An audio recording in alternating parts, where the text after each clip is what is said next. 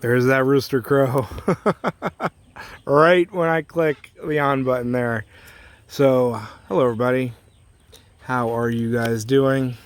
Hope you're doing absolutely amazing. Hope you're getting lots and lots of food growing. Hope you're enjoying those delicious early berries. And gosh, probably some of you can't even plant yet if you're outside of Florida, outside of the South. But yes, I know every year I've been making videos on the mulberries as they ripen. And yeah, I know you guys get so jealous, especially those of you up north right now. I think you have some giant snowstorms actually getting ready to whack you, don't you? Crazy. We are pretty warm here, been in the low 80s, breezy. It's been beautiful out and just gorgeous.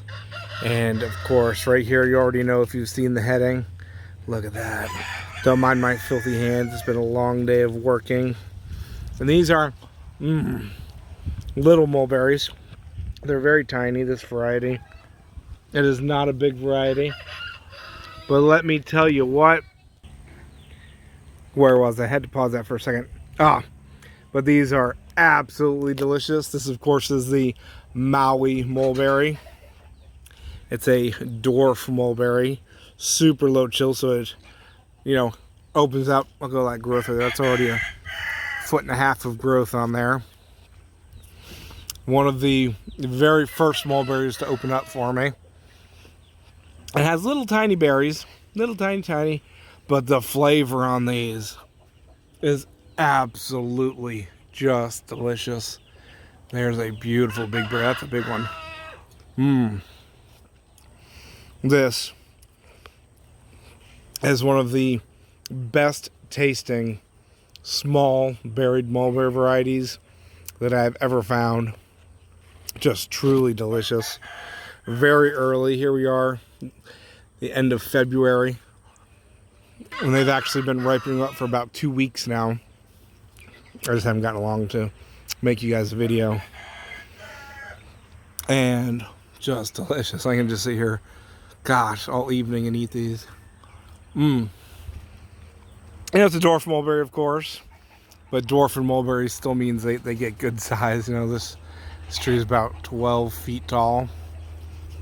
Versus, 60, 80, 100 feet for some other varieties, These guys pretty much max out at about this, about 15 feet. But of course, you can prune them. And this one I keep really pruned. It's right here next to the shed. And I keep it nice and small. Maui mulberry. Very tropical mulberry. It takes the cold pretty good. Though, if we get down too cold, I've had people tell me anything below 20 degrees, it'll take some damage on the younger growth. So, it is more of a tropical, subtropical mulberry.